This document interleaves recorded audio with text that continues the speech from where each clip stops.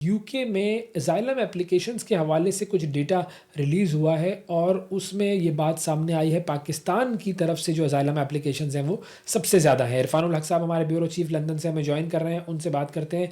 इरफान साहब ये बताइएगा कि ये बरतानवी हुकूमत जो है वो इस डेटा पर जो कि रिलीज़ किया गया है अंदरूनी तौर पर क्या रद्द अमल दे रही है और क्या वीज़ा स्विचिंग कानून के मुमकिन जो उसका जो नज़रसानी है उस पर गौर किया जा रहा है? जी बिल्कुल। ओवैस, आप देखें कि ये जो हालिया इमिग्रेशन के हवाले से नई इस्लाहात जो है वो प्रपोज़ल पेश की होम सेक्रेटरी शबाना महमूद ने, वो बेसिकली इसी डाटे का रिएक्शन था जो सामने आया कि पिछला जो साल था 2024, उसमें सबसे ज़्यादा जो तकरीबन 40,000 लोगों ने यहाँ पे पनाह की जो है वो दरख्वास्त दी। इसमें पाकिस्तानी जो है वो सरे फहरिस्त थे। एक नुमाया नंबर था पाकिस्तानियों का।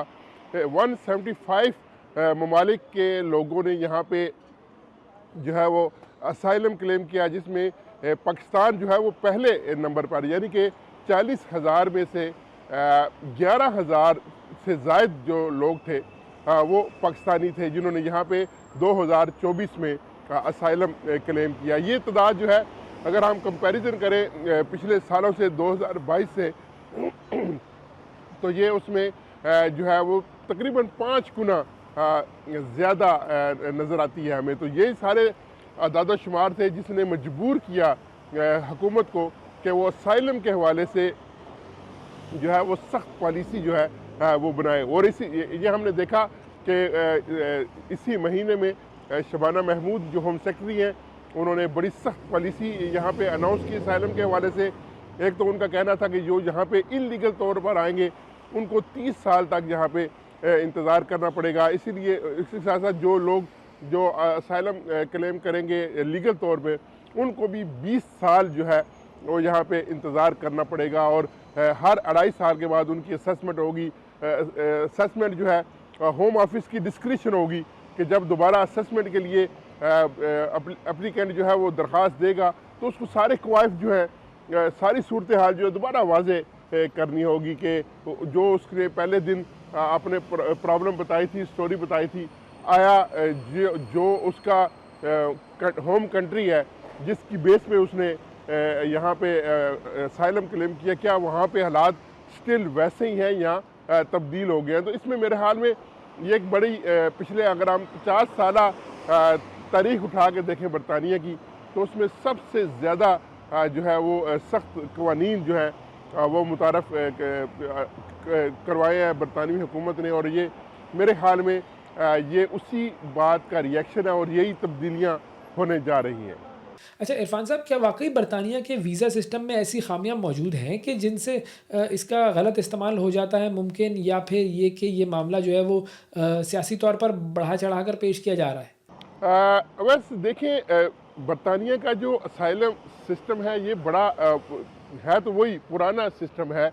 इसमें ठीक है अब्यूज़ किया है लोगों ने, क्योंकि ये इसको यहाँ पे टर्म जो इस्तेमाल की जाती थी असाइलम के लिए वो गोल्डन टिकट का इसको नाम दिया जाता था। यानी कि आप यूके में आ गए किसी भी तरीके से, आपने यहाँ पे अपने असाइलम के लिए दरख्वास्त जमा करवा दी, आपकी असेसमेंट होगी, आपने जितने भी डॉक्यूमेंटेशन थी आपने वो जमा करवाई, तो अगर होम ऑफिस जो है वो सेटिस्फाई हो जाता था तो आपको वीज़ा ग्रांट कर दिया जाता था। अगर नहीं भी होता था तो आपको अपील का राइट दिया जाता था। और appeal, 1 appeal, 2 appeal, 3 appeal, maximum इसमें अपील्स का राइट था, तो वीज़ा जो है वो ग्रांट हो जाता था।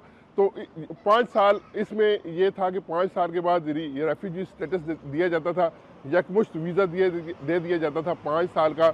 5 साल के बाद आपको इंडेफिनेट मिलता था और एक उसके 6ठे साल के बाद आप जो है वो एलिजिबल हो जाते थे कि आप ब्रिटिश पासपोर्ट जो है वो हासिल कर लेते थे।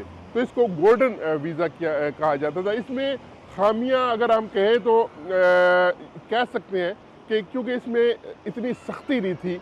अगर हम पाकिस्तानी पनाहगज़ीनों की बात करें तो आम तौर पर वो किन वजूहात या किन दस्तावेज़ी सबूतों के साथ दरख्वास्त देते हैं और तारीख़ी तौर पर इन दरख्वास्तों की कामयाबी की शरह क्या रही है? देखिए, मैंने पहले जैसे बताया कि यहाँ पे तीन चार कैटेगरीज हैं जिसमें यहाँ पे लोग जो है वो असाइलम क्लेम करते हैं। यहाँ पे हमने देखा गुज़श्ता सालों में सबसे ज़्यादा जो पाकिस्तानी लोगों ने असाइलम क्लेम किया, उनमें ज़्यादातर जो विजिटर लोग आए थे, स्टूडेंट्स वीज़ा पे लोग आए थे, या जो वर्क परमिट्स के ऊपर लोग आए, उनकी कंपनीज बंद हो गई तो उन्होंने असाइलम क्लेम किया। जो कैटेगरीज की हम अगर बात करें तो हमने देखा कि यहाँ पे बहुत ज़्यादा जो स्टूडेंट्स थे उन्होंने पॉलिटिकल बेस के ऊपर, क्योंकि पाकिस्तान में हालात चेंज हुए, रजीम चेंज हुई, जो है वो तहरीक इंसाफ की हुकूमत को के ख़िलाफ़ पाकिस्तान में नो कॉन्फिडेंस आया, हुकूमत चेंज हुई, काफ़ी सारे मुश्किलात पॉलिटिकली काफ़ी सारी पाकिस्तान में वो मसाइल थे। उसको बुनियाद बनाकर काफ़ी सारे स्टूडेंट्स ने और लोगों ने यहाँ पे असाइलम क्लेम किया। उसके साथ साथ यहाँ पे ये एक बड़ी अनयूजुअल जो बात हमें नज़र आई कि सेक्सुअल बुनियाद पर यहाँ पे लोगों ने असाइलम क्लेम किया। सेक्सुअल बुनियाद कौन सी? सेम सेक्स के ऊपर जो है यहाँ पे लोगों ने स्टूडेंट्स ने, यहाँ पे पाकिस्तानी लोग थे, उन्होंने असाइलम क्लेम किया। बहुत ज़्यादा तादाद थी। और क्या ये जो बढ़ती हुई तादाद है ये बरतानिया और पाकिस्तान के दो तरफ़ा ताल्लुकात या फिर जो मुस्तकबिल की जो वीज़ा पॉलिसियाँ हैं उसको मुतासिर कर सकती है?